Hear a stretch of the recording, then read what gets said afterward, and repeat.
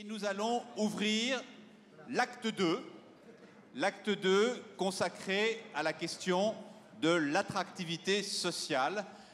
Vous avez pu commencer à mesurer que si les actes étaient très clairement caractérisés, économie, sociale, fiscale, innovation, nous avions de multiples ponts qui les reliaient. Évidemment, l'attractivité, c'est un tout. Ça ne perd rien à la pertinence de cette division, de cette séparation, de cette répartition. Mais évidemment, ce qui va être intéressant, c'est le lien. Et le lien, précisément, ce sera l'objet de la séquence finale sur les recommandations de le réaliser. Alors, pour cette table ronde sociale, je vous demande d'applaudir Jacques Gers, Emma Reynin, Michel Le Sieur et Jean-Claude Mailly.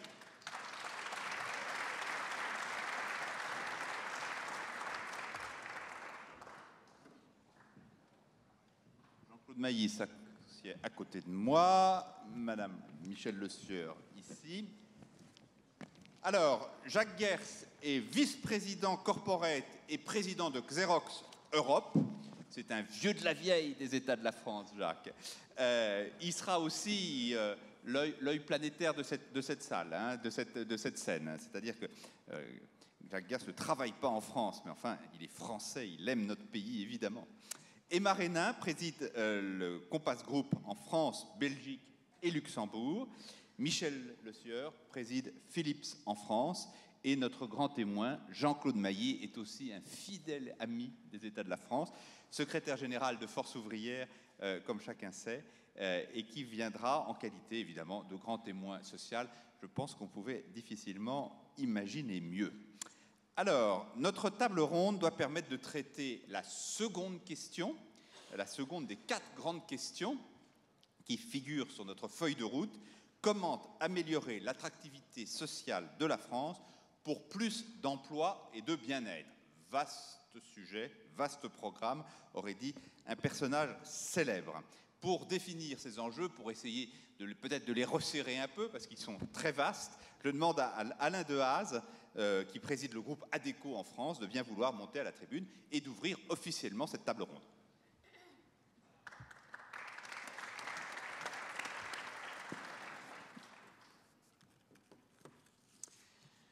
Bonjour à toutes et à tous. Quel honneur pour moi d'introduire et puis de conclure cette table ronde qui, comme vous pouvez l'imaginer, revêt pour moi une importance toute particulière. Comment améliorer l'attractivité sociale de la France pour plus d'emplois et pour plus de bien-être? Il s'agit d'une question centrale et qui ne peut être déconnectée ni de la table ronde économique qui vient d'avoir lieu, et ni de la prochaine table ronde qui portera sur l'attractivité fiscale en France. Aussi, nous avons fait le choix de la positionner au carrefour de ces problématiques. Comme pour les autres tables rondes, celle-ci commencera par une présentation de l'étude INSEAD par Bruno Lanvin et Marc Lermite, puis Michel Le Sieur, Jacques Gers et Emma Reynin présenteront leur diagnostic, mais aussi leurs recommandations sur un certain nombre de points au cœur de l'actualité et qui ont un impact sur l'attractivité de la France. On peut notamment citer le coût du travail, la complexité juridique et l'insécurité juridique, l'insécurité fiscale liée à la rétroactivité de certaines mesures et au foisonnement des instructions. Quelques exemples: 15 collectifs budgétaires en 5 ans, 140 mesures fiscales, 20% des articles du Code fiscal modifiés chaque année, 40 000 pages d'instructions fiscales, 3 305 pages dans le Code du travail. Également, l'absence d'autonomie entre le contrat et la règle de droit. À l'image d'un certain nombre de pays du Nord et entre-temps du Sud, ne pourrions-nous pas donner ici en France plus de place à l'autonomie de la négociation collective entre les partenaires sociaux par rapport à la norme législative? Cela contribuerait à faciliter un dialogue social dynamique. Le plus bel exemple, et le plus récent pour la France, c'est l'accord national interprofessionnel sur la sécurisation de l'emploi et celui, récemment ouvert, à la signature sur la formation professionnelle. je me réjouis à cet égard de la présence à cette table ronde de Jean-Claude Mailly, qui, en qualité de grand témoin, j'espère, pourra donner son point de vue sur l'état de la négociation collective en France et sa place par rapport à la norme législative et réglementaire. Je rappelle que récemment, plusieurs thèmes ont ainsi été négociés dans le cadre du dialogue social interprofessionnel. Quelques exemples: sécurisation de l'emploi, le dialogue économique, le pilotage générationnel, la formation professionnelle et finalement aussi la rupture conventionnelle. Je vous souhaite un excellent dialogue et de bons échanges. Merci. Merci beaucoup, Alain. Selon un rite que maintenant vous connaissez et maîtrisez parfaitement, je demande donc à Bruno Lanvin de monter à la tribune et de nous présenter le focus qu'il a choisi, tiré de l'étude INSEAD, mais concernant évidemment la problématique sociale. Merci Gilles. Comme annoncé précédemment, nous avons essayé de trouver un angle original dans cette étude qui puisse être une base à des débats intéressants pour la table ronde sociale. Et les deux angles que nous avons privilégiés peuvent être résumés à deux questions. Premièrement, l'investissement étranger est-il en France encore créateur d'emplois? Et deuxièmement, la France continue-t-elle à attirer les talents? Alors, pour illustrer ces deux questions, deux graphiques sur lesquels je soulignerai les faits, d'une part, et deuxièmement, les éléments positifs sur lesquels on peut envisager une reconstruction de l'attractivité française. Alors, premièrement, sur les faits, le petit diagramme de gauche montre que les flux d'investissement direct ont connu des hauts et des bas, avec une baisse tendancielle très marquée à partir de 2007, et qu'en parallèle, la courbe des créations d'emplois par les entreprises étrangères est-elle moins accidentée. Elle indique aussi une baisse tendancielle, mais elle suggère qu'il y a effectivement une stabilité plus grande du côté de la création d'emplois que du côté des flux d'investissement. Alors c'est une bonne nouvelle dans la mesure où elle indique que par dollar ou par euro d'investissement étranger, la quantité d'emplois en proportion a plutôt augmenté, mais elle doit être mise en regard du fait que, encore une fois en tendance, ces flux, et non pas les stocks, qui restent importants, les flux ont continué à diminuer. Si on regarde la partie droite de cette diapositive, on constate qu'à l'échelle européenne, la France tire moins son épingle du jeu que ses partenaires européens, notamment à partir de l'année 2010, où, en proportion des emplois créés par les entreprises étrangères s'implantant ou opérant en Europe, la part des emplois créés a diminué. Paradoxalement, on pourrait dire que le différentiel européen peut jouer à l'avantage de la France. Alors, c'est peut-être l'un des thèmes que cette table ronde souhaitera d'aborder. Il a déjà été mentionné dans la table ronde précédente.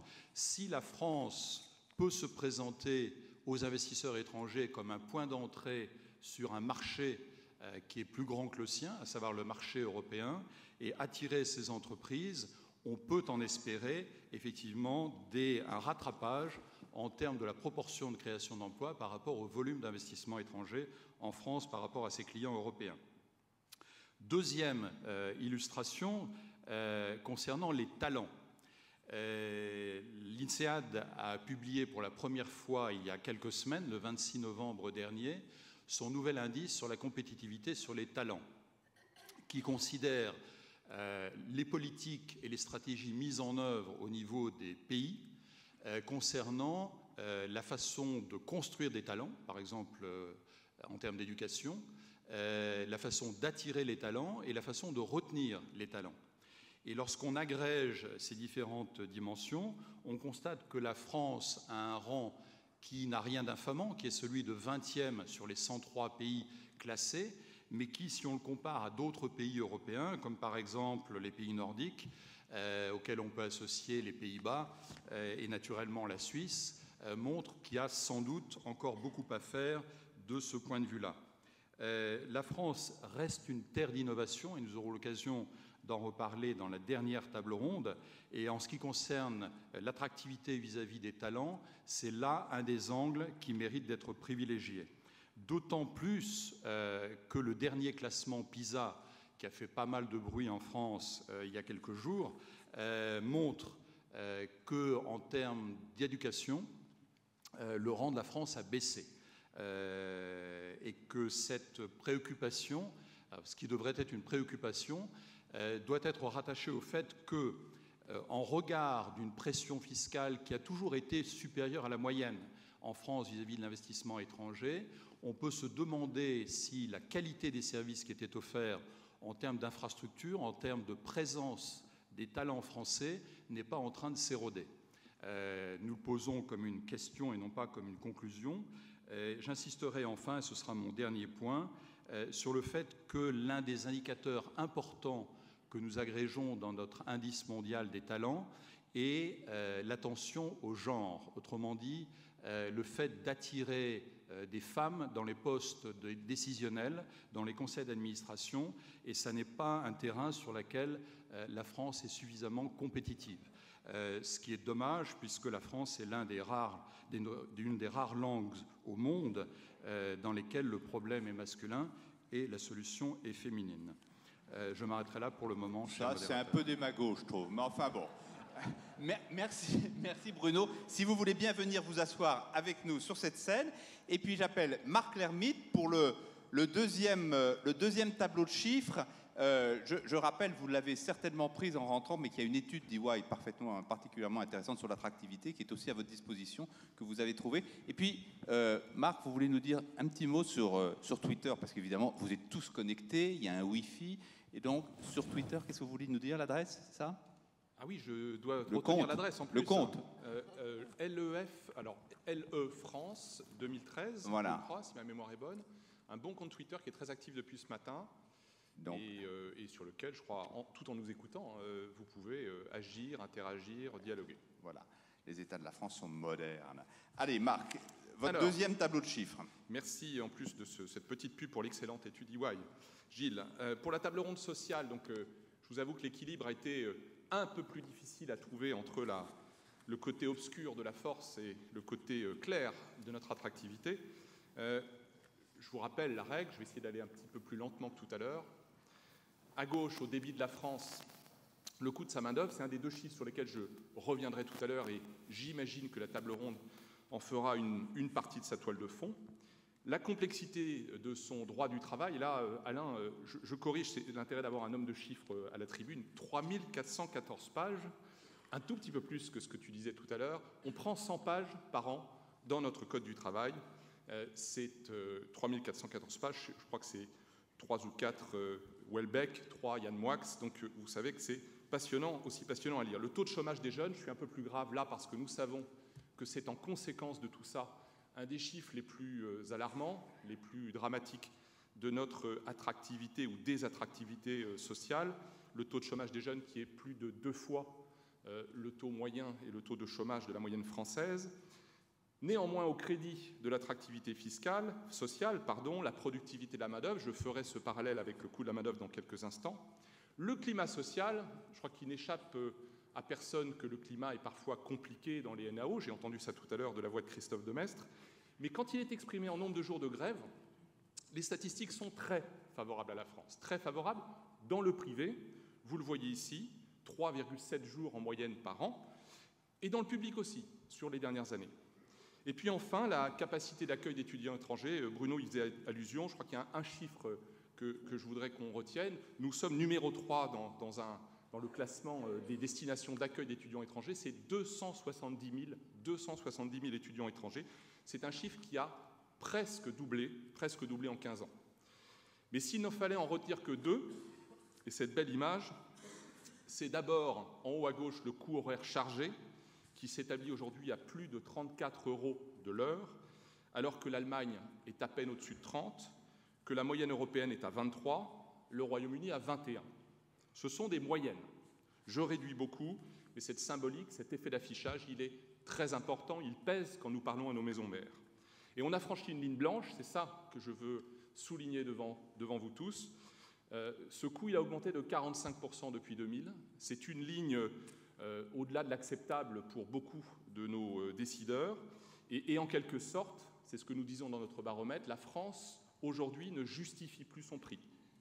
Pourtant, en bas à droite, et c'est aussi reconnu, on en parlera peut-être, la productivité horaire, qui est une notion un peu moins vendable, mais tout aussi importante, presque plus fondamentale. Cette productivité, elle est supérieure à celle des salariés américains, européens, allemands et anglais. Et l'écart, il est de 10 à 15% avec nos deux voisins et principaux concurrents. Merci. Merci beaucoup Marc. On vous retrouve évidemment après le déjeuner pour la table ronde fiscale.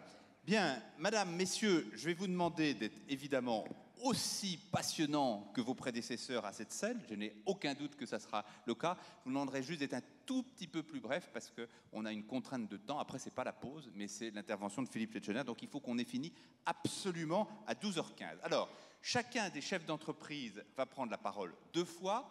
Petite différence par rapport à la table ronde économique. Les 3 premiers thèmes seront plutôt des thèmes orientés sur des diagnostics. Et puis, évidemment, Jean-Claude Mailly réagira. Et la seconde partie, ça sera plutôt orienté vers les recommandations. Et bien sûr, aussi, à la fin de cette séquence, Jean-Claude Mailly interviendra. Alors, dans la séance diagnostic, on va rentrer tout de suite dans le sujet lourd, celui qui a le plus détaillé Marc un instant. Et c'est Jacques Gers qui va prendre la parole. C'est le thème, évidemment, du coût du travail. Merci Gilles. Tu as eu la gentillesse de rappeler que je suis un fidèle des États de la France avec Xerox depuis 8 ans. Et donc avec beaucoup de naïveté, je continue à pousser le message de la France au sein du groupe. Je dis ça parce que je crois que depuis 30 ans, il y a une sorte de collusion entre les hommes politiques, les entreprises et les partenaires sociaux pour ne rien faire, pour ne rien changer. Et Dieu sait qu'on a besoin de changer. Et sur les 8 dernières années, les choses ne se sont pas améliorées.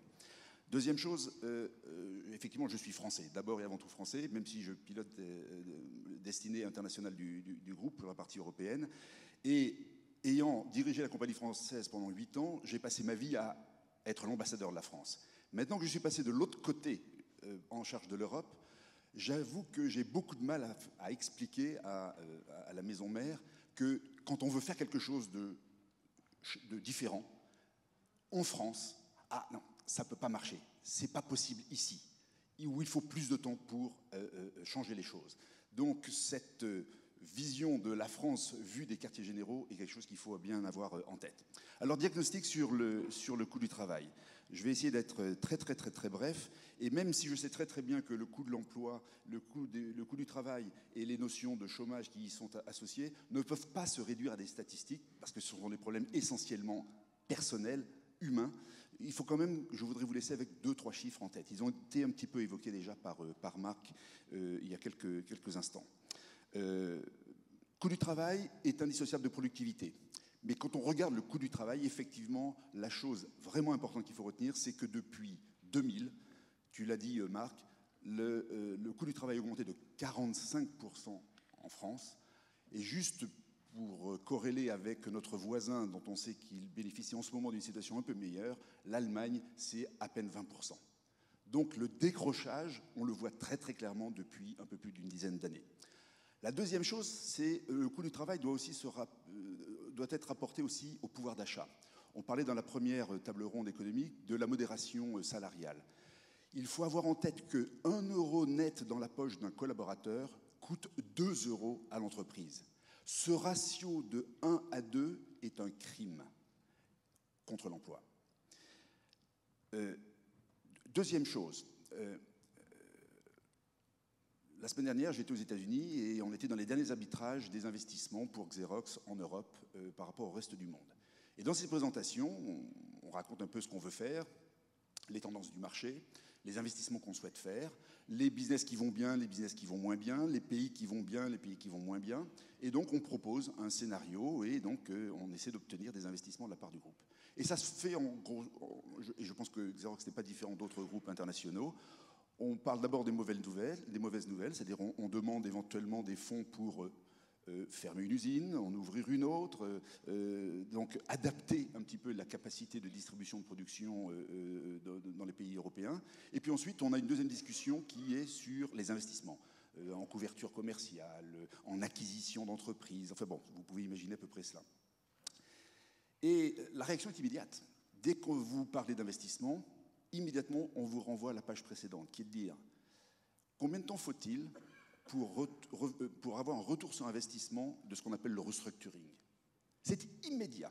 Quand vous demandez des investissements pour l'Europe, quel qu'en soit le pays, on vous met immédiatement face, ok, peut-être, pourquoi pas, je comprends le raisonnement, mais si ça se passe mal, comment allons-nous pouvoir gérer le repli?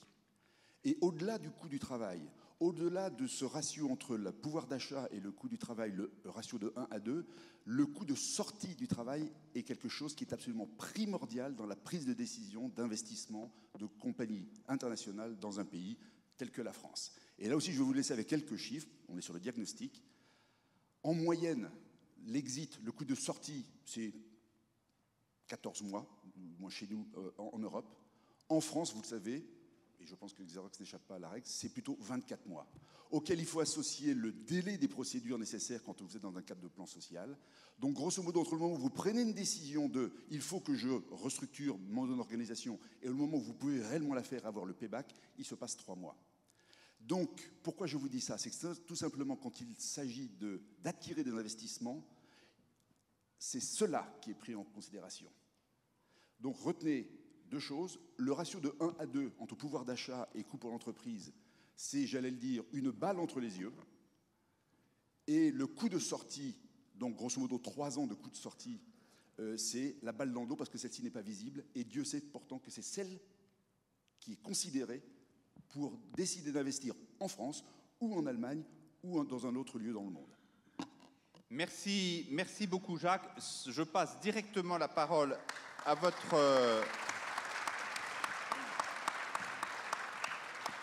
votre voisin Aymar Renin qui, lui, a décidé de plancher sur la question cruciale aussi de l'instabilité réglementaire et judiciaire. Merci Gilles. Bon, d'abord, Jacques, je te confirme qu'effectivement, les groupes internationaux réfléchissent tous à peu près de la même manière, que ce soit sur les coûts d'entrée, les coûts de sortie et sur leurs risques. Alors, effectivement, un paramètre important de cette décision, c'est le cadre, la stabilité du cadre. Quand on décide d'investir pour répondre aux besoins d'un marché, on accepte en tant qu'entreprise de prendre un risque sur les volumes futurs, sur les prix, sur l'activité de la concurrence, etc. Ça, c'est le risque qu'acceptent les entreprises. En revanche, en France, aujourd'hui, et hier malheureusement aussi, il y a une autre origine de risque qui est l'État qui change les règles du jeu en cours d'investissement. Et ça, c'est un risque qui est très difficile à apprécier à l'avance. Malheureusement, et on va le voir dans un certain nombre d'exemples, la France aujourd'hui, eh bien, elle souffre, d'une appréciation très négative sur ce risque, parce que à peu près à chaque changement de gouvernement, on va voir un certain nombre de projets qui vont venir enrichir le code du travail ou d'autres éléments et qui vont venir contredire les dispositions précédentes. Donc les groupes internationaux qui comparent des opportunités d'investissement un peu partout dans le monde sont extrêmement sensibles à cet aspect-là. Et inutile de vous dire qu'ils apprécient assez peu ces changements de règles du jeu et leur fréquence. Donc aujourd'hui, clairement, j'aimerais avoir des propos un peu plus nuancés sur cet aspect, mais l'État ne remplit clairement pas l'un de ses rôles, qui est de garantir le cadre, les règles du jeu économique. J'ai bien aimé le témoignage de Pierre Dejoux tout à l'heure sur Singapour et les éléments de garantie qu'offre Singapour dans la durée aux entreprises qui souhaiteraient y investir. En France, c'est exactement l'inverse qui se produit. Trois exemples rapides. Le CICE. Le CICE, de notre point de vue, pour les industries à fort taux de main-d'œuvre en général en France, qui sont par définition de gros employeurs, le CICE a été une très bonne nouvelle. d'autant plus que ces entreprises avaient subi des mesures qui allaient dans l'autre sens, notamment l'annualisation du calcul des allègements de charges Fillon, un sujet dans lequel on ne va pas rentrer. Mais ça a été une très bonne nouvelle. Il n'a pas fallu 2 semaines pour qu'on commence à discuter de la réorientation du CICE, discussion qui est toujours en cours. On a entendu des commentaires sur le sujet tout à l'heure. Doit-on le maintenir? Doit-on le redéployer vers les métiers qui sont plus exposés à la concurrence internationale, etc., etc. Je ne tranche pas, si vous voulez, sur l'allocation du CICE, mais je dis simplement que si nous ne sommes pas capables, lorsque une mesure aussi positive que le CICE est mise en place, de garantir à ceux qui se disent « bonne nouvelle, investissons » la pérennité de ce CICE, la bonne réaction que serait un investissement en France, elle ne peut pas avoir lieu. Donc aujourd'hui, le CICE, qui est une bonne mesure, malheureusement, on n'en tire pas autant de bénéfices qu'on le pourrait si on avait une bonne fois pour toutes une affirmation, le CICE va durer, son mode de calcul restera identique et destiné aux mêmes emplois.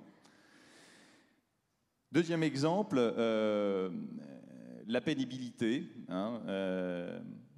En 2010, loi sur les retraites, les partenaires sociaux sont encouragés dans les entreprises, encouragés sous peine de pénalité comme souvent depuis quelque temps, à négocier des accords sur la pénibilité. Un certain nombre d'entreprises négocient, mettent en place des accords sur la pénibilité. En 2013, nouveau texte de loi très récent, qui cette fois-ci met en place un certain nombre de nouvelles dispositions qui vont venir s'ajouter aux précédentes sur le même sujet. Les entreprises qui ont effectivement mis en place un accord, finalement vont voir cumuler les dispositions sur la pénibilité, les dispositions négociées et les dispositions imposées par la loi. Troisième exemple, les heures supplémentaires. La défiscalisation des heures supplémentaires en 2008, travailler plus pour gagner plus, la loi TEPA. On est encouragé à faire des heures supplémentaires, c'est une bonne nouvelle. Le travail, nous on emploie à peu près 20 000 salariés en France sur plus de 2000 sites. L'organisation du travail s'en trouve évidemment modifiée.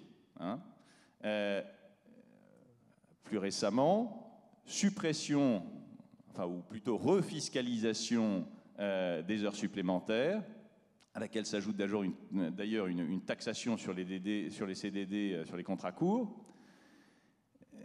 Donc, au-delà de l'impact économique, imaginez la difficulté d'adapter les dispositifs de travail, les organisations du travail, à ces revirements incessants que nous impose l'État. Voilà, donc au travers de ces 3 exemples, je finis Gilles, au travers de ces 3 exemples, je pense que vous pouvez tous comprendre à quel point la stabilité est un élément essentiel d'attractivité et de compétitivité pour la France. Il faut qu'on sache fixer un cadre, il faut qu'on sache s'engager dans la durée comme le fait un pays comme Singapour. Sinon, quel que soit notre niveau du coût du travail, nous ne pourrons pas attirer l'investissement. Et je dirais que, évidemment, ceux qui en souffriront sont les entreprises et les salariés d'abord et avant tout. Et Marc, je vais vous poser une question taquine, parce que je sais que vous ne la prendrez pas mal. On aura la même question d'ailleurs à propos de la fiscalité et de cette fameuse remise à plat qui me semble plutôt remise au calendrier grec. Mais ça, je ne prends pas le débat de cet après-midi par avance. Est-ce que ce qui vous gêne, c'est l'instabilité quand les mesures ne vont pas dans le sens que souhaitent les entreprises ? Mais est-ce que vous la pointez avec la même gravité quand les mesures nouvelles, les changements vont dans un sens que souhaite l'entreprise? Parce que si le constat, et je crois qu'il y a une large unanimité dans cette salle, est celui qui a été dressé par Bruno, par Marc, par Alain, à savoir que sur le social, on a bien du mal à valoriser l'attractivité française, il va bien falloir bouger tout ça. Il va bien falloir réformer. Et est-ce que là, à ce moment-là, vous vous leverez en disant « Ah non, on ne réforme pas parce que ça va créer de l'instabilité supplémentaire ». On est dans un paradoxe, là. Bien sûr, Gilles, que... de nouveau, mon propos complète celui de Jacques. Il est évident qu'il faut baisser le coût du travail en France pour toutes les raisons qu'a indiqué Jacques. Donc, évidemment, ces réformes sont souhaitables et sont nécessaires. Mais ce qu'il faudra, et je reprends l'exemple du CICE, Lorsque nous introduirons ces réformes, elles sont inéluctables. Je ne sais pas très bien quand on les prendra, mais à un moment donné, on le fera. Sous la pression des événements, on sera contraint de le faire.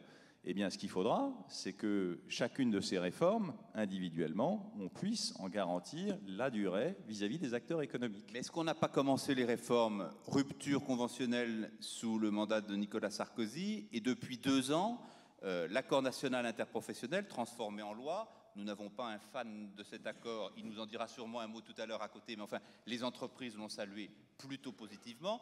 L'accord sur la formation professionnelle, salué, alors là pour le coup, soutenu par Force ouvrière, mais salué également par presque toutes les organisations patronales. Donc ça bouge quand même déjà. J'essaye d'être franc-optimiste, parce que sinon je vais me faire gronder par Denis, mais c'est des faits tangibles, objectifs, ça, qui vont dans la bonne direction. Non, mais il y en a, et l'ANI qui a été signée samedi dernier est aussi une bonne nouvelle. De nouveau, le CICE est une bonne nouvelle. Il y a des éléments positifs, mais on ne peut pas continuer à chaque changement de gouvernement à empiler des textes de loi qui sont contradictoires les uns avec les autres. C'est une situation qui est invivable pour les entreprises et qui ne permet pas de nouveau d'investir. D'accord. Alors, maintenant, j'en viens à la 3e intervention, celle de Michel Le Sieur, qui a choisi d'axer son propos sur la question du dialogue social en lien évidemment avec la compétitivité. Pourquoi, selon vous, le dialogue social serait forcément un lien utile à la compétitivité, et pourquoi pensez-vous qu'aujourd'hui ce lien ne fonctionne pas assez bien en France? Alors oui, le dialogue social pour nous est un pilier de la compétitivité. Pourquoi ? Eh bien parce que tout simplement, et je pense qu'on l'a tous constaté, que ça nous plaise ou non, le monde va de plus en plus vite, tout change de plus en plus vite, et donc nous aussi, on doit changer de plus en plus vite. Et aujourd'hui, force est de constater que pour pouvoir, dans une entreprise, changer rapidement, il faut pouvoir dialoguer tout au long, je dirais, du fonctionnement de l'entreprise avec les partenaires sociaux. C'est la seule manière de pouvoir anticiper qui des décroissances, parce que la croissance, contrairement à ce qu'on pourrait croire, est parfois aussi compliquée à gérer dans ce pays que la décroissance. C'est terrible ce que vous venez de dire. Oui, mais c'est vrai. Donc je pense que pour nous, le dialogue social est vraiment clé. Alors moi, contrairement à Jacques, j'ai fait le chemin en sens inverse, c'est-à-dire que je travaillais à l'international et je suis revenue en France depuis 2 ans. Et je dois dire que quand on parle de dialogue social en France et qu'on a été dans des pays, je dirais, anglo-saxons ou nordiques, puisque comme chacun sait, Philippe, c'est une société néerlandaise, le dialogue social n'a de dialogue que de nom. On est davantage dans la confrontation sociale ou la posture que dans le dialogue social, c'est une réalité. Alors ça, c'est très gênant. Alors tout ça, il y a des choses structurantes, il y a des choses qui structurent et qui ont structuré dans l'histoire, je dirais, sociale de la France. Ce sont des freins, en fait, au dialogue. Cet état de fait. Alors je vais en citer 2, parce que je pense que ces 2-là sont très importants. Bien sûr, on en a déjà parlé, les chiffres ont été annoncés, donc moi, je n'avais pas la précision des pages, mais je vais rappeler la précision des pages qui nous a été donnée par EY. C'est bien sûr le droit du travail français qui rend très compliqué le dialogue social. Inutile de vous dire que quand vous avez 3414 pages de code du travail, et je voudrais simplement rappeler qu'en 2000, on vivait avec 2900 pages et que déjà à l'époque on trouvait qu'il y en avait beaucoup trop. Donc depuis on en a quand même créé beaucoup. Alors, et là on parle que du code du travail qui s'impose à nous tous et qui a été voté dans nos assemblées. Et tout ça c'est sans compter les conventions collectives qui en général font entre 100 et 500 pages et viennent, comme on dit dans notre jargon, on top of le code civil, le code du travail. Alors bien sûr, je ne suis pas en train de dire qu'il ne faut pas de code du travail. Il est important qu'on ait un code du travail qui permette de protéger les employés contre les abus de certaines entreprises ou de certains patrons. Là n'est pas mon propos. Néanmoins, je pense qu'on peut prendre exemple sur d'autres pays. Alors je vais prendre un pays qui n'est pas, je pense pas en tout cas, considéré pour un pays d'esclavagisme avancé. Je vais parler de la Suisse. Et le Code du travail suisse, qui, de mon point de vue, protège aussi bien les employés suisses que les employés français ne sont protégés par leur code, eh bien aujourd'hui, ce Code du travail compte 300 pages. Je pense qu'objectivement, entre 300 pages et 3414 pages, probablement, comme souvent, la vérité est entre les deux. Donc c'est Delerme contre Houellebecq, hein? C'est plutôt Delerme, ouais, voilà, c'est ça. Alors ensuite, un autre point, alors qui peut sembler un paradoxe dans la bouche d'un président d'entreprise, c'est que je pense qu'on souffre également d'un constat qui est qu'en France, on a un taux de syndicalisation qui est excessivement bas, qui est l'un des plus bas d'Europe, si ce n'est le plus bas, puisqu'on est à moins de 5% de syndiqués dans le privé et moins de 15% dans le public. Alors qu'en Allemagne, on est à 20% et plus de la moitié en Belgique. Alors ça, je pense que c'est également un frein énorme. Pourquoi ? C'est que finalement, se sont construits, là encore, au fil de l'histoire, la France est fière de son histoire, elle a raison de l'être. Néanmoins, le futur est devant nous et je pense qu'il faut essayer de faire de notre histoire un avantage, mais ne pas se cacher derrière notre histoire. Il se trouve que, pour des raisons historiques, il y a eu 5 confédérations syndicales qui ont été reconnues historiquement, à une période qui commence à dater maintenant et qui ne correspondait pas du tout au marché du travail d'aujourd'hui, en tout cas.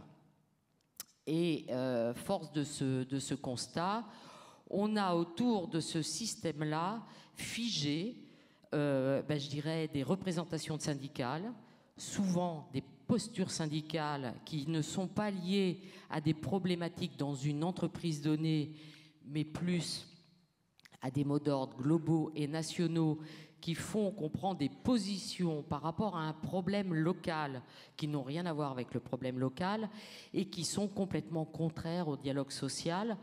Donc, moi, je pense que le fait d'avoir si peu de syndiqués en France est un problème, mais pour avoir plus de syndiqués, parce que si on a peu de syndiqués, c'est que les gens ne voient pas l'intérêt de se syndiquer, et probablement, s'ils ne voient pas l'intérêt de se syndiquer, c'est qu'ils n'ont peut-être pas l'impression que les syndicats représentent vraiment ce qu'ils pensent, ce qu'ils souhaitent. Donc je pense que là, il y a une vraie revitalisation du syndicalisme à faire en France. Alors moi, je ne voudrais pas être que négative, hein. Je pense qu'effectivement, il y a des choses, vous l'avez souligné. Je pense qu'il y a des choses qui sont encourageantes. Je pense que l'accord national interprofessionnel qui a été initié en début d'année, hein, et qui a abouti récemment, voilà, et qui propose un nouveau modèle économique et social au service de la compétitivité des entreprises et de la sécurisation de l'emploi des salariés. Et on voit bien qu'on peut associer les deux. Les deux ne sont pas contradictoires ni paradoxales. Ces dispositions vont donner et veulent donner une place importante au dialogue social dans les entreprises. C'est très bien, mais le dialogue, ça commence par un changement d'état d'esprit. Pour dialoguer, il faut en avoir envie et il faut apprendre à dialoguer. Et je pense qu'on parlait de formation tout à l'heure. Je pense qu'on a tous ensemble, et je dis bien tous ensemble, parce que ce qui est vrai du côté des syndicats d'ouvriers, d'employés est vrai pareil pour les syndicats patronaux. Je pense que maintenant est arrivé le moment où dans ce pays, il faut qu'on apprenne à dialoguer ensemble. Je constate que le soleil est en train d'éclairer cet hémicycle, ce qui est assez rare et ce qui est probablement bienvenu dans la table ronde que nous sommes en train d'organiser. Michel Le Sueur, juste pour voir un peu le verre à moitié plein, sur cette question du dialogue social, est-ce que nous ne sommes pas, vous, mais comme tout le monde, comme l'opinion, comme les médias, obnubilés par le dialogue social national, qui lui est compliqué, même si on voit de multiples exemples depuis quelques années où il est en train un petit peu de se débloquer, et on n'est pas assez conscient qu'au niveau des entreprises, il ne fonctionne pas si mal, le dialogue social. Il y a énormément d'accords qui sont signés dans les entreprises, y compris par des représentants syndicaux, 2 centrales syndicales, qui, au niveau national, ont beaucoup plus de mal à se mettre d'accord. Non, mais bien entendu, mais je pense qu'on peut aller encore plus loin. C'est-à-dire qu'effectivement, je pense qu'il faut construire sur ces exemples dont on a tous entendu parler, c'est Bosch, c'est Renault. Je pense que ce sont de beaux exemples qui ont l'immense avantage de montrer, de prouver que c'est possible. Mais en fait, je voudrais quand même rappeler qu'en général, dans tous ces cas de figure-là et tous ces exemples, les syndicalistes locaux qui ont signé ces accords ont souvent été vilipendés par leur confédération nationale. Donc je pense que oui, il faut aller de plus en plus vers un vrai dialogue local par rapport à des problèmes locaux, par rapport à des problèmes ponctuels. Et ça, effectivement, ça ne vit pas forcément au rythme, je dirais, de la vie nationale, syndicale et sociale. Très bien. Alors, nous vous retrouverons, bien sûr, comme les 2 autres intervenants tout à l'heure, mais sur le même thème. Exceptionnellement, le thème sera tellement important qu'il est traité dans la partie diagnostic, comme vous venez de le faire, et qui sera traité aussi dans la partie recommandation. Bon, Jean-Claude Mailly, vous venez d'entendre pendant 15-20 minutes 3 chefs d'entreprise. Bon, le constat qu'ils dressent est quand même pas folichon. Comment vous l'accueillez? Comment vous réagissez aux 3 sujets qui ont été traités par eux? Ben, écoutez, je vais essayer de ramener un peu d'optimisme. Ah ben, on compte sur vous. Voilà, parce que, oh là là, quand je vous entends, alors même si c'est la règle du jeu, je comprends très bien, mais quand je vous entends, effectivement, on n'a pas envie d'investir en France, quoi. Bon, mais quand je regarde les chiffres, il y a quand même, y compris dans les courbes, il y a quand même des investissements en France. On est encore de mémoire 5e pays d'accueil des investissements étrangers, même si je ne garantis pas le chiffre, je dis ça de mémoire. Une partie de ces investissements, 20% je crois, c'est le fait de filiales étrangères d'entreprises françaises. Ben bon, on est quand même encore une terre d'accueil, je ne dis pas que tout va bien, mais une terre d'accueil d'investissements étrangers, il y en a encore, et y compris quand on vend la France à l'étranger, on ne parle pas que de coût du travail. On sait vendre aussi sa productivité, mais d'ailleurs ça a été souligné. On vend aussi la qualité des infrastructures, le positionnement géographique, enfin toute une série de choses. Bon. Alors après, sur le reste, je ne vais pas reprendre tout. L'histoire du coût du travail. Donc, on est bien entendu sur des moyennes. Et je pense qu'on ne peut pas uniquement travailler sur des moyennes. Si je prends le coût du travail dans l'industrie et que je compare le coût du travail dans l'industrie entre la France et l'Allemagne, qui est quand même notre premier client, premier partenaire, bon, c'est kiff-kiff. Même s'il a baissé en Allemagne depuis une dizaine d'années, ce qui est vrai, que nous, il a légèrement augmenté, mais on est sur des terrains comparables et nous pensons que les questions essentielles, au moins dans l'industrie de compétitivité, sont plus ce qu'on appelle la compétitivité hors coût que directement le problème du coût du travail. Dans les services, c'est vrai qu'il y a des écarts importants, mais ça rejoint d'autres débats qui sont des débats d'actualité, tels que le débat récent sur la directive détachement, sur la notion des mini-jobs, sur toute une série d'événements qui sont... C'est l'analyse syndicale, et ce n'est pas uniquement l'analyse syndicale force ouvrière, c'est l'analyse de la quasi-totalité des syndicats au niveau européen, des logiques de dumping social qui existent, y compris à l'intérieur de la zone euro. Donc il faut regarder les choses, pas simplement en moyenne, c'est vrai pour les salaires, c'est vrai pour tout, mais aussi y compris par secteur. De la même manière, alors il y a une phrase choc, c'est un crime contre l'emploi de 1 à 2 euros, si j'ai bien compris. Alors c'est une phrase choc. Bon, maintenant, là aussi, vous savez comme moi qu'on ne parle pas uniquement en stock, qu'on parle en flux, que le financement de la protection sociale, c'est aussi une partie de redistribution importante qui joue sur la consommation, qui joue sur la solidarité et le tissu social. Et n'oublions pas non plus que, y compris l'augmentation indiquée du coût du travail, y compris avec la suite des 35 heures, c'est une logique. Je rappelle tout simplement que, et ça peut se discuter, aujourd'hui dans le budget de l'État, il y a globalement 32 milliards d'euros chaque année de compensation des exonérations de cotisations patronales. Donc, et que quelqu'un qui est au SMIC en France, il n'y a quasiment plus de cotisations patronales. Ça descend après en sifflet jusqu'à un 6. Alors là aussi, il faut tout regarder dans ce genre de choses. Oui, je suis d'accord pour dire l'un des problèmes, c'est le problème de l'instabilité juridique, globale d'ailleurs. Ça, vous le partagez, ce jugement-là. Oui, mais ça, oui. Moi, ça, je comprends très bien que, notamment pour un investisseur étranger, de savoir quelle est la lisibilité en termes de fiscalité, en termes de droit du... Alors ça ne veut pas dire que tout doit être figé, bien entendu, mais qu'il y ait un problème d'instabilité, ça oui, ça je conçois très bien, ça peut être pour la fiscalité, ça peut être pour toute une série de règles. Mais ça ne veut pas dire que les choses ne doivent être figées non plus. Il y a des évolutions qui sont indispensables, que ces évolutions soient d'ordre législatif ou contractuel. Alors les exemples cités, CICE, oui, on est critique, nous, sur le CICE. Moi, je le dis, tout simplement, mais parfois même en off, certains grands responsables d'entreprise disent ce serait quand même pas mal qu'on ait au moins justifié un retour d'utilisation sur le CICE pour que nos actionnaires, notamment si c'est des fonds étrangers, ne nous disent pas « Oh, il n'y a pas de justif, vous faites remonter ça dans les dividendes ».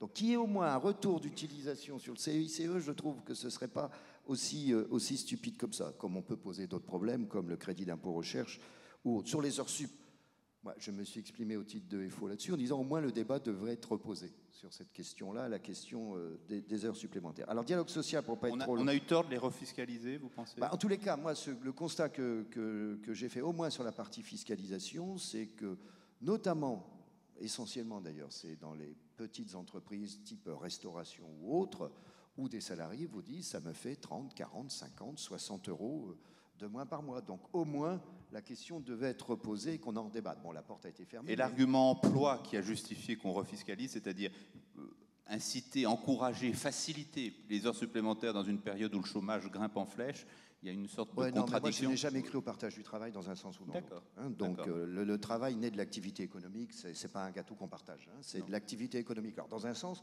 comme dans l'autre. Donc, vous étiez contre les 35 heures aussi, alors? Non, on n'était pas contre les 35 heures dans la limite où c'était une revendication européenne, d'ailleurs, à l'époque, mais on avait été critique, je vous rappelle, sur la manière dont les choses ont été mises en place à l'époque. Bon. Okay. Dernier point, juste sur, mais on y reviendra peut-être, sur taux de syndicalisation, attention. Attention à ne pas avoir des visions réductrices des choses. C'est lié pas simplement à l'histoire, c'est pas simplement un nombre d'organisations. Vous savez, vous avez beaucoup d'autres pays, y compris dans les pays nordiques, où vous avez plusieurs organisations. En Suède, il y en a 3 grandes, des plus petites, etc. C'est pas un nombre. C'est une question de structure du dialogue social. Si vous êtes salarié, je vais vite, donc je caricature pas, je synthétise. Si vous êtes salarié en Suède, vous voulez vous couvrir si vous perdez votre emploi auprès de l'assurance chômage. Vous faites quoi? Vous adhérez à une caisse qui est gérée par une des organisations syndicales. Il y a 3 grandes organisations, chacune gère sa caisse. Automatiquement, vous êtes syndiqué. Bon, mais pour être... il y a un lien direct. Je ne juge pas. Oui. Nous, on a un système, que vous soyez syndiqué, non syndiqué, petite entreprise, grande entreprise, les mêmes droits. C'est lié à cette notion de minimum d'égalité de droits dans le cadre républicain. C'est une construction sociale. Et quel que soit le taux de syndicalisation, maintenant, plus il y en a, et surtout à FO, mieux c'est. Mais quel que soit le taux de syndicalisation, quand vous regardez globalement, les droits sociaux sont très nettement comparables. Ne faisons pas du taux de syndicalisation le nec plus ultra. De dialogue social, il y en a. Il y en a à tous les niveaux. On a été critique sur l'ANI, j'y reviendrai si vous le voulez tout à l'heure, mais je vais prendre un exemple aujourd'hui. Tiens, un accord majoritaire dans une entreprise de l'Est, dit de maintien de l'emploi, conduit à 160 ou 150 réception de lettres individuelles de licenciement, plus que l'entreprise le voulait. Voilà, ça s'appelle un accord de maintien de l'emploi.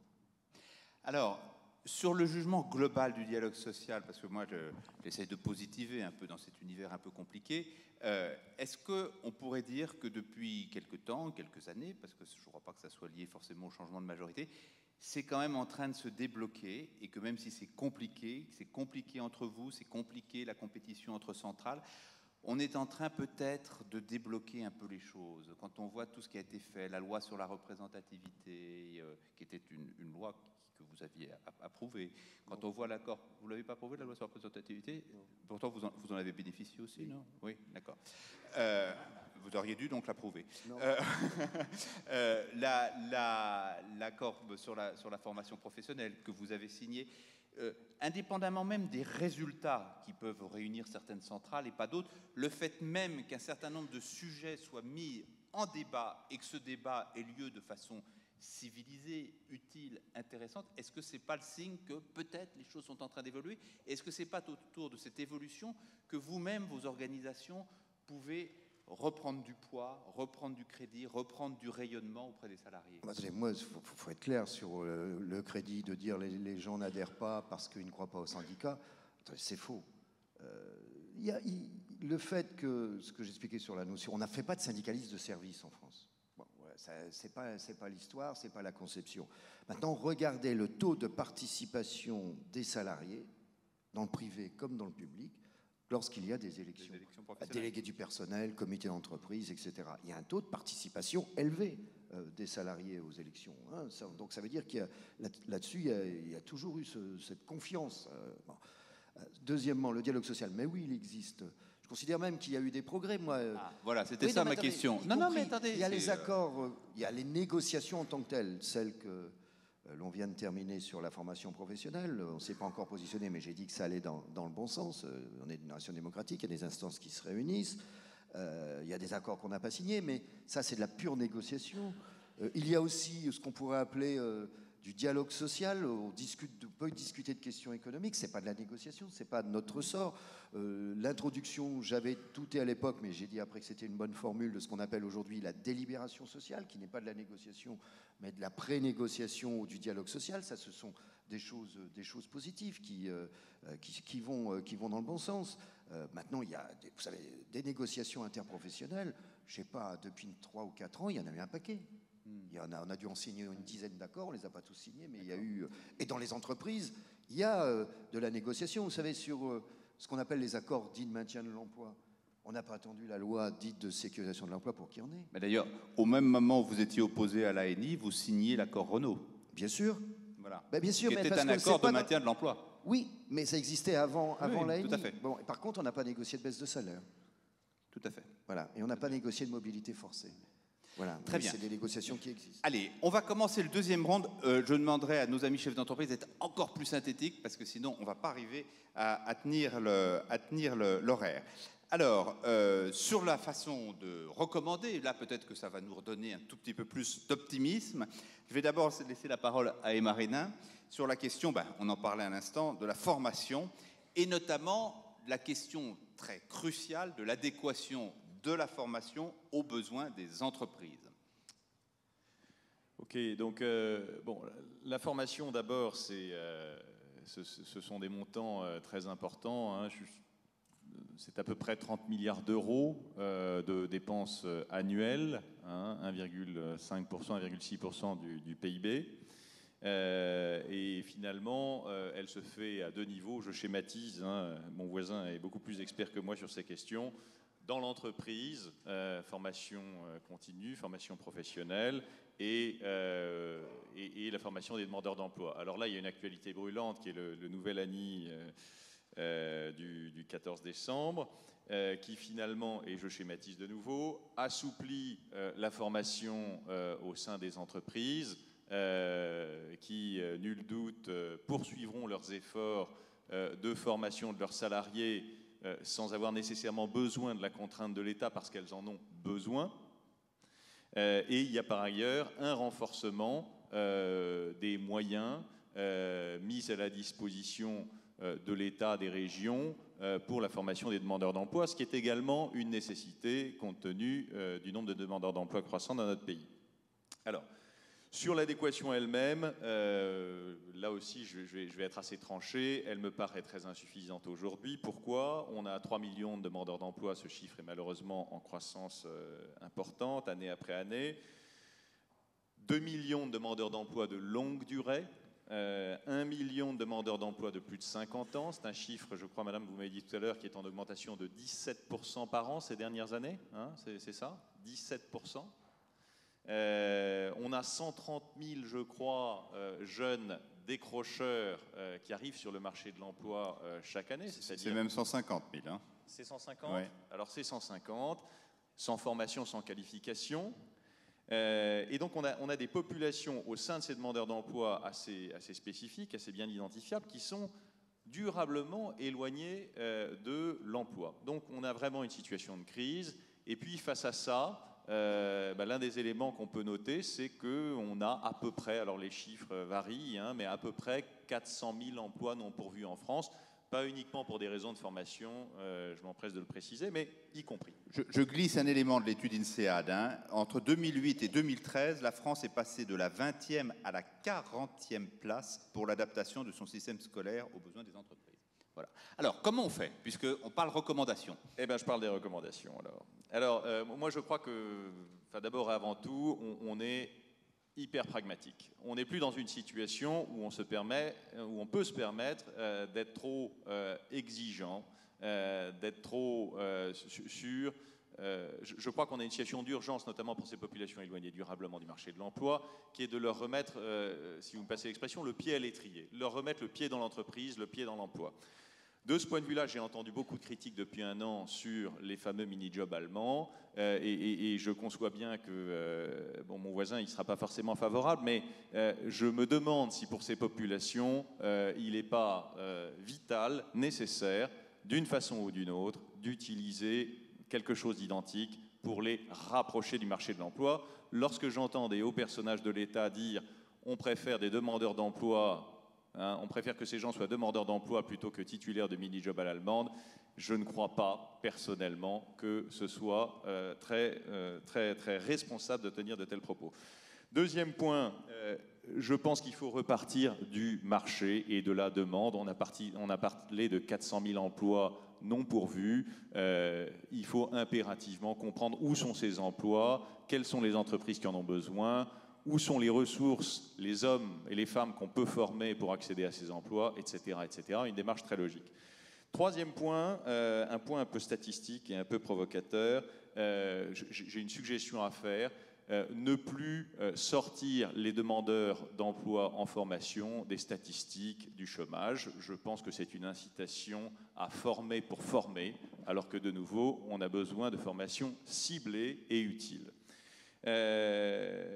Ensuite, un autre point, je suggère un pilotage national, même si on comprend bien que ces formations doivent avoir lieu dans des bassins d'emploi en fonction des besoins spécifiques des entreprises de ces bassins. Il faut un pilotage national, il faut éviter de se retrouver, comme c'est souvent le cas aujourd'hui, avec des formations dispensées dans des bassins d'emploi, contingentées, on en parlait tout à l'heure, en fonction de besoins qui ne sont pas réels, en fonction quelquefois tout simplement de la disponibilité des profils de formateurs. Et c'est hélas vrai, je l'ai vérifié dans un certain nombre de cas. On ne peut pas continuer comme ça, il faut un pilotage. Il faut aussi mesurer l'efficacité de ces dépenses. Ce sont des dépenses considérables pour les entreprises et pour les États. Elles viennent encore renchérir le coût du travail en France. Il faut en mesurer l'efficacité. Il faut être responsable et il faut, comme on le fait dans les entreprises, mesurer son retour sur investissement. Ensuite, je crois qu'en termes de nature de formation, il faut encourager les formations qui maintiennent l'employabilité et qui constituent des compétences transférables. Je pense notamment dans les métiers de service aux métiers de gestion de la clientèle qui permettent à une personne de passer d'une entreprise à l'autre dans un même secteur et quelquefois même dans un autre secteur. Donc renforcer ces compétences transférables, c'est un élément essentiel. Et je crois que j'en ai fini, Gilles. Merci beaucoup. C'est très performant de dire autant en si peu de choses, en si peu de temps, autant de choses en si peu de temps. Voilà, je vais y arriver. Et moi, je vais perdre quelques secondes au passage. On arrive maintenant à deuxième intervention de Michel Le Sieur. Comme je l'annonçais tout à l'heure, on a créé tout à l'heure le diagnostic sur la question du dialogue social. Vous reprenez la balle au bond sur les recommandations et vous choisissez d'insister sur 3 questions, 2 assez brièvement et puis une sur laquelle vous serez peut-être un tout petit peu plus déserte sur le contrat de travail unique. Allez, nous vous écoutons. Bien, donc première recommandation liée bien sûr à la simplification des textes. On a parlé du Code du travail. Donc il faut impérativement réduire le Code du travail et puis il faut assouplir un certain nombre de procédures de consultation. Et puis surtout, il faut supprimer le délit d'entrave. Le délit d'entrave est un frein structurel au dialogue dans l'entreprise, puisque par définition, on ne peut pas parler ouvertement d'un certain nombre de sujets avec les représentants tant que finalement les choses ne sont pas presque actées ou projetées. Donc ça, c'est quelque chose d'important. Deuxième point, en complément de ce Code du travail simplifié, Alors je pense que pour suivre un code du travail simplifié, il suffit de compter les pages. Hein. Moi, on a toujours des indicateurs hein, dans les entreprises. Celui-ci me paraît assez simple à mettre en œuvre. Alors il ne faut pas agrandir la taille de la page. Hein. C'est à taille de page identique, et bien sûr. accord de caractère. Voilà. Donc, en complément de ce code du travail simplifié, il nous semble qu'une réforme de la représentation des salariés au sein des entreprises pourrait également être un point qui permet de faire avancer ce dialogue social afin de pouvoir avoir des syndicats qui soient plus proches des branches, comme ça se passe en Allemagne. Hein, le syndicalisme est par branche en Allemagne, et on a vu que c'était très efficace. En tout cas, je pense qu'il faut repenser cette représentation de salariés et construire sur ce qui a déjà été fait, mais l'élargir. Et puis, je voudrais parler d'une troisième recommandation qui est probablement, et je le sais, hérétique dans ce pays. Néanmoins, je pense qu'une mesure courageuse qu'il faut prendre en compte, c'est quelque chose qui a été fait il y a une vingtaine d'années en Suède, qui est l'instauration du contrat de travail unique. Alors quand je dis contrat de travail unique, je dis contrat de travail unique pour tout type d'employés, qu'ils soient des employés publics ou des employés privés. Alors je voudrais simplement rappeler ce qui s'est passé en Suède en 1989. Le statut des fonctionnaires est supprimé et leur régime harmonisé sur celui des salariés du privé. L'emploi garanti disparaît. En 10 ans, le nombre des agents de l'État est passé de 400 000 à 250 000, et ce, sans drame social. Alors, bien sûr, tout ça, ça s'est fait intelligemment, accompagné de mesures qui ont permis à ces personnes de pouvoir retrouver du travail. Le but n'est pas de transformer ces personnes en chômeurs. Les agents de l'État qui avaient été licenciés ont bénéficié en effet d'un préavis de 12 mois et ont été accompagnés par une structure qui a été spécialement créée pour leur retrouver un emploi, la Fondation pour la sécurité de l'emploi. Grâce à celle-ci, 80% de ces personnes ont été réemployées avant la fin de leur préavis et 50% d'entre elles à un salaire supérieur. Au-delà des effets positifs sur les finances publiques du pays, et on sait que c'est l'un des enjeux de la France également, les finances publiques. Donc au-delà de ces effets positifs sur les finances publiques, ce contrat de travail unique a permis de mieux rétribuer les fonctionnaires, de fluidifier, enfin les ex-fonctionnaires, et ceux qui étaient restés également, de fluidifier le marché du travail et de finalement créer des emplois. Et maintenant, je voudrais faire un constat, qui est le constat d'aujourd'hui, après 20 ans, c'est que le taux de chômage suédois est aujourd'hui de 7,8% à comparer aux 11,1% de la France. Et surtout, le taux de chômage des 15-24 ans est de 21,5% contre plus de 26% pour notre pays.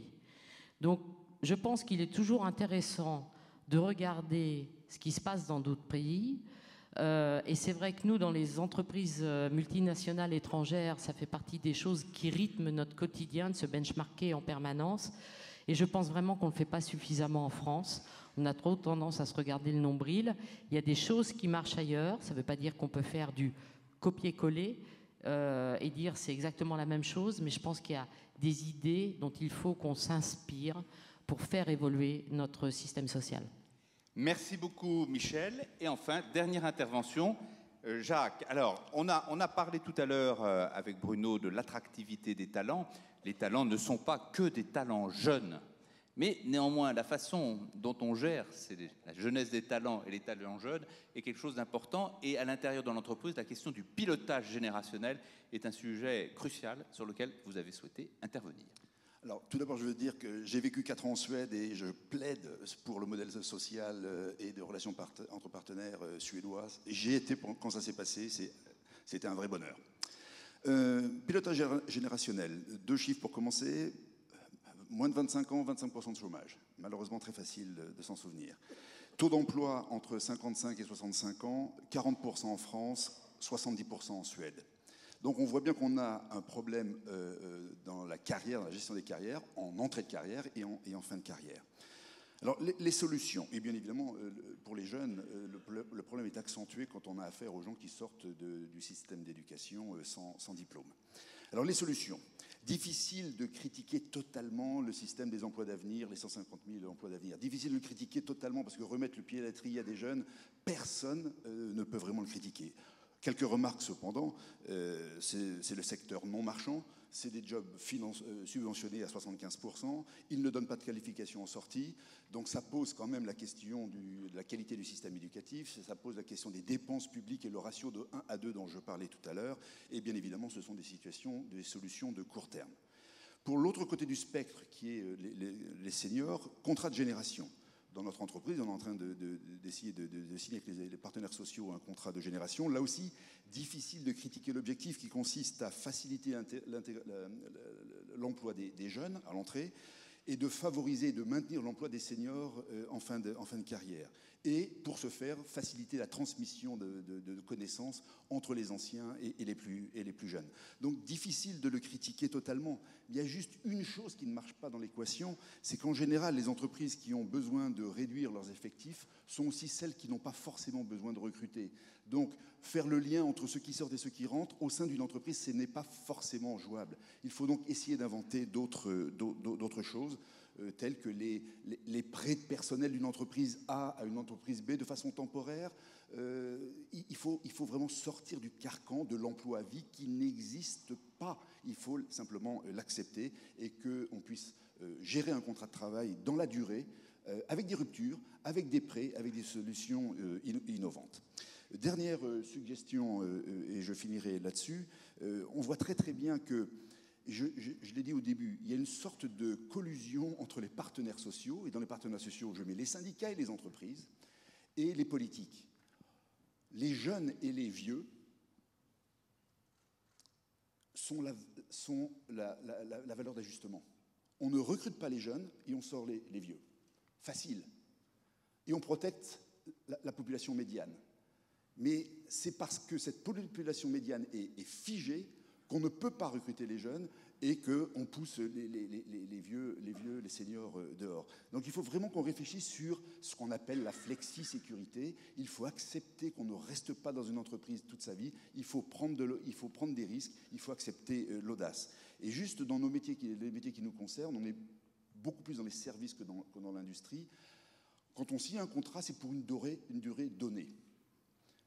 Quand on signe un contrat de service pour donner une prestation de service à un client, c'est pour 3 ans. Et au bout de 3 ans, on peut peut-être renouveler le contrat, mais on peut aussi peut-être le perdre. Et le fait qu'il y a un coût de sortie, je reviens sur ce que je disais au début, on est obligé de valoriser dans le contrat qu'on est en train de signer pour 4 ans, les éventuels coûts de sortie, fait que, bien évidemment, on est poussé à la délocalisation des jobs. Donc c'est vraiment quelque chose qu'il faut travailler. Alors c'est des systèmes qui existent, il y a des contrats de chantier, mais ils ne sont accessibles qu'à certaines professions, pas à d'autres. Il faut absolument qu'on les généralise. C'est pour finir l'histoire du village gaulois, où à l'intérieur du village gaulois, on est protégé, on a l'emploi, et il y a des barrières à l'entrée et des barrières à la sortie qui sont tout à fait sympathiques pour ceux qui ont un job, mais totalement un crime, je répète le mot, pour ceux qui n'ont pas de job. Et notre métier, c'est de plaider pour qu'enfin on arrive à apprendre, à accepter la prise de risque autour du contrat de travail. Bien, je rappelle, flexibilité du marché de travail selon l'INSEAD et selon la European Competitiveness Survey, qui est une des sources de l'étude, France à la dernière place. Bien, Jean-Claude Mailly, il y a beaucoup de choses dans tout ça. Comment vous réagissez à tout ce que vous venez d'entendre? Sur la formation d'abord, sur plusieurs points, je suis d'accord avec ce qui a été dit. À la fois, préciser quand même que sur les 32 milliards, qui est à peu près le chiffre qui tourne, 13 milliards sont à peu près aussi directement payés par les entreprises, et en gestion paritaire, c'est à peu près 6 milliards.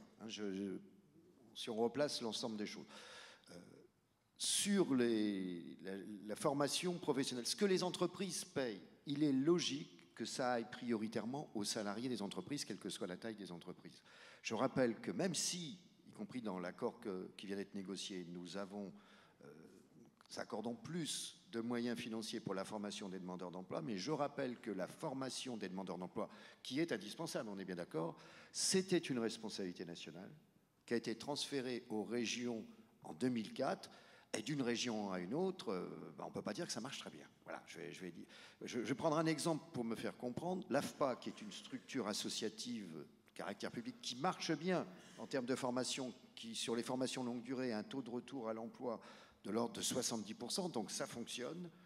Vous avez des régions qui ont continué à faire confiance à l'AFPA. Exemple, la région Nord-Pas-de-Calais, qui a fait une délégation de service public, et ça marche.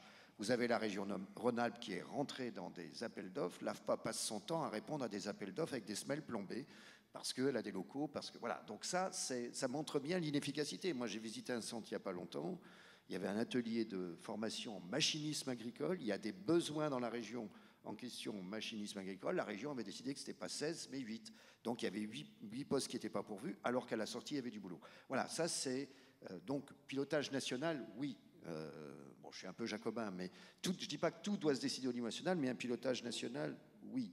Renforcer les compétences transférables, oui, ça je suis d'accord aussi. Là où je suis plus dubitatif, il ne faut pas dire en désaccord, c'est sur les mini-jobs. Mes camarades allemands ne sont pas d'accord avec les mini-jobs. Mais d'une certaine manière, ça existe chez nous. Hein. Ça s'appelle les stages.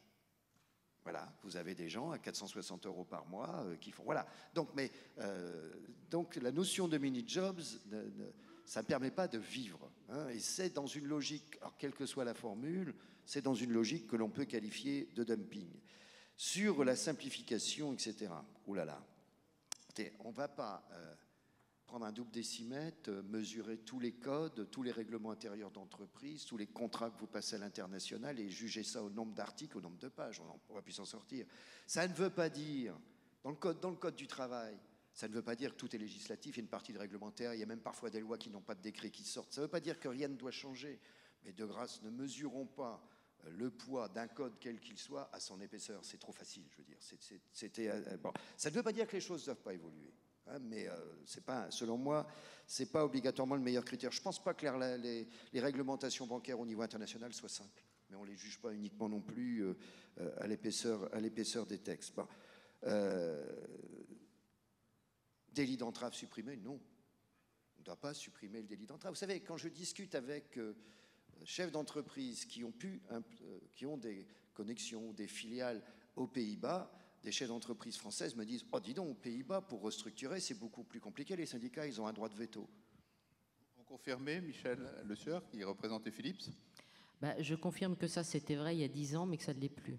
Ah c'est dommage pour mes camarades néerlandais. Voilà, qui ne sont pas... Bon, alors, donc, ça mériterait des débats plus importants, mais il y a deux logiques qui s'affrontent, c'est clair. Il y a une logique de type anglo-saxonne, globale, et une logique, alors je ne sais pas comment il faut la qualifier, je ne parle même pas de logique française, logique de modèle social européen, voilà, qui peut varier après dans son expression, qui peut être différente d'un pays à un autre, mais il y a deux logiques qui s'affrontent. C'est vrai que pour faire grève en Angleterre, faut s'accrocher depuis Madame Thatcher, hein, et je ne pense pas que sur ce plan-là, ce soit quelque chose de très démocratique. Hein, donc, il y a deux logiques qui s'affrontent, qui sont deux conceptions en modèle social, en modèle économique. Je ne dis pas que il y en a un qui est démocratique, l'autre qui ne l'est pas. Les deux sont démocratiques, mais c'est deux logiques qui s'affrontent. Quant au contrat de travail unique, alors ça, là aussi, ça mériterait beaucoup de débats. Non, on n'est pas favorable à ce contrat de travail unique, qui sera un contrat à droit rechargeable et qui risquerait d'affaiblir beaucoup, y compris ce qu'on appelle le contrat à durée déterminée. Dernier point sur le pilotage générationnel. La flexibilité, il y en a en France. Hein. Entre nous, y compris les 35 heures, quoi que les uns et les autres ont pu dire sur les 35 heures, ça a permis beaucoup de flexibilité dans les entreprises, notamment, par exemple, en matière d'annualisation du temps de travail. Combien de chefs d'entreprise ne voudraient pas revenir, je ne dis pas les 35 heures, mais sur l'organisation du travail et la flexibilité qui a été mise en place à l'occasion des 35 heures dans la gestion même du temps de travail. Hein. Donc, il y en a de la flexibilité, hein, y compris, et on le voit y compris dans des accords que l'on peut signer. Problème, n'oubliez pas non plus le phénomène démographique en France. Hein, y compris quand vous avez un pays comme l'Allemagne qui a une démographie vieillissante, un pays comme la France qui a une démographie, et tant mieux pour nous, qui est différente, ça joue, y compris sur les statistiques de chômage. Maintenant, contrat de génération, oui, c'est trop compliqué. Moi, nous considérons que c'est trop compliqué, qu'il faille faire un lien entre les générations plus fort. Oui, nous avions proposé autre chose. On avait appelé ça une allocation de solidarité intergénérationnelle. Bon, peu importe peu importe les termes, mais moins compliqués, qui permettent d'assurer un tutorat pour la part de salariés volontaires à l'occasion de l'entrée de jeunes, mais quelque chose de plus simple qu'un contrat de génération qui demande un engagement sur 3 ans, qui est très compliqué et qui vient percuter par ailleurs d'autres négociations. Alors je pense qu'on pourrait, sur ces questions-là, simplifier les choses, mais le lien intergénération est effectivement un lien important. Le chômage des jeunes est un problème. Ce n'est pas toujours un problème de contrat de travail. Je ne sais pas si je crois que j'ai déjà dû expliquer ça, mais nous menons une expérience depuis 5 ans avec une entreprise espagnole, d'ailleurs, c'est le groupe Inditex implanté en France, où nous faisons de l'insertion de jeunes complètement désocialisés. Alors, on a 300 insérés en 4 ou 5 ans. Dès qu'ils sont sélectionnés par le syndicat et l'entreprise, ils ont un CDI temps plein. Voilà. Donc, ce n'est pas qu'une question de contrat de travail. On peut faire des choses. Et ce n'est pas de la philanthropie, qu'on se comprenne bien. Je pense qu'on peut faire les choses. Le problème le plus sérieux aujourd'hui, c'est le chômage des seniors. Tout simplement parce qu'il explose, plus 17% des plus de 50 ans en un an, et qu'on arrive aujourd'hui à une situation où des gens ne se posent plus la question comment je vais vivre, mais comment je vais survivre. Et ça, c'est un véritable problème. Bien, merci Jean-Claude Mailly. Le dialogue social, il existe à cette scène, en tout cas. Nous en apportons la démonstration. Bruno, une très courte intervention, parce que le temps presse. Il va falloir qu'on conclue très vite. Donc, votre réaction à ce que vous venez d'entendre? Oui, merci. Très rapidement, sur 3 points. Le premier, la prévisibilité pour les investisseurs étrangers du cadre réglementaire, fiscal, etc. Il a été beaucoup question de Singapour. C'est l'un des terrains sur lesquels l'INSEAD est particulièrement présent. J'ai aussi le privilège d'appartenir à des divers conseils d'administration d'entreprises singapouriennes. Une chose qui est parmi les plus frappantes, c'est cette vision à 5 ans. On ne parle que de vision à 5 ans dans ces conseils d'administration. Je pense qu'il y a une grande différence avec d'autres conseils d'administration en France et en Europe.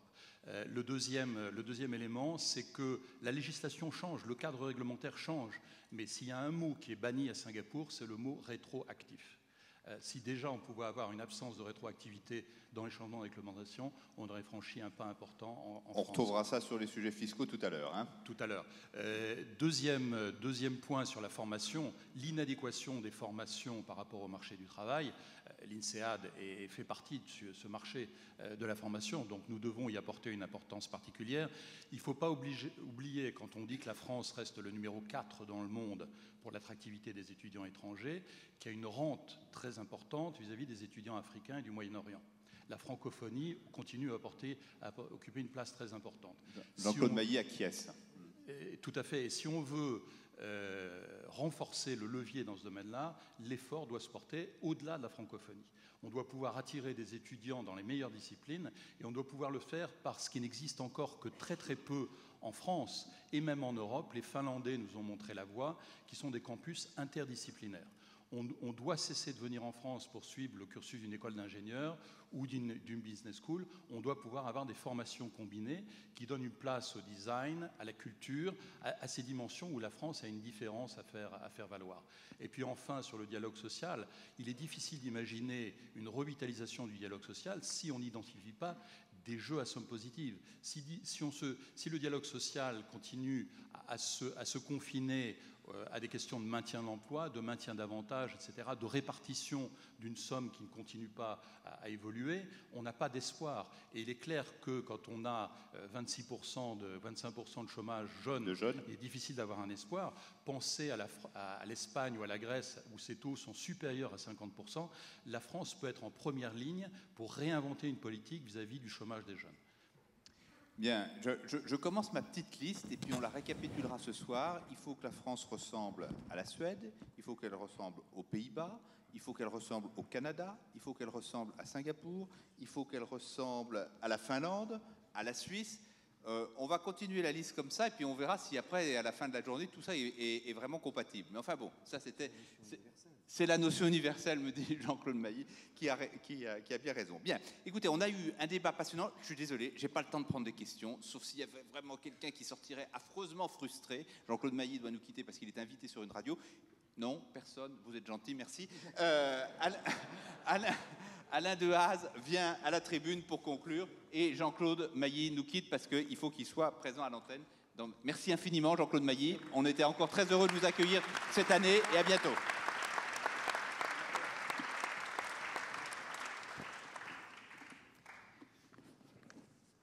Bon, le temps presse, donc je vais démarrer également.